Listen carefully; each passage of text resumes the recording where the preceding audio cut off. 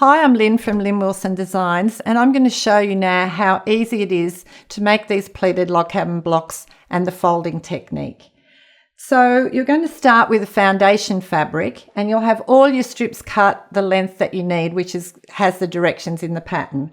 So I'm going to take my first strip, and I've placed my center square here.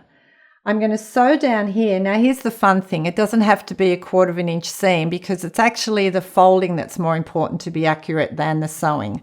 So you're just going to take probably a 1/4 inch, but it can be, within that range. So you're just going to sew down here. You're going to fold it over and measure. The measurement and everything's in the pattern for you. And then you're going to pin it.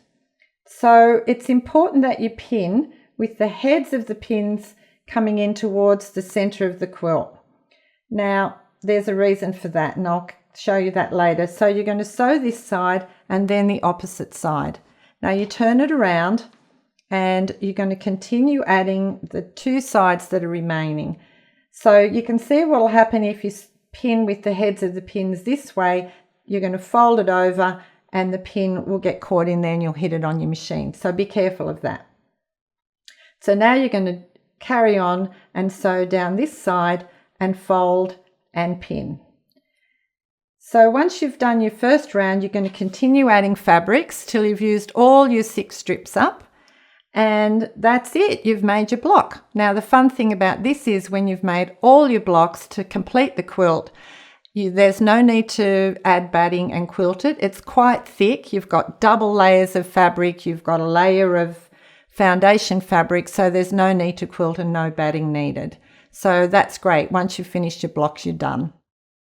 I know you'll enjoy making this block. It is so much fun, and the idea is that you're going to use lots of different strips from your stash, and you're not going to be overly worried about which strips are going to go where. The scrappier it is, the better. So just play around, enjoy what you're doing. And, if you have a bunch of stuff in your cupboard that was old and you sort of don't want to use it anymore, this is the time to go into your block, because somehow when you fold these strips, they blend up with a whole lot of other fabrics and they just look amazing when the block's finished. So here's a finished block. You can see I've used all different types of fabrics and they just look amazing when they're finished. So have fun. I know you're going to enjoy making these blocks because they're so fun to do. And I'd be really excited to see your finished quilts. So please share them through our social media channels. I'd love to see what you've done.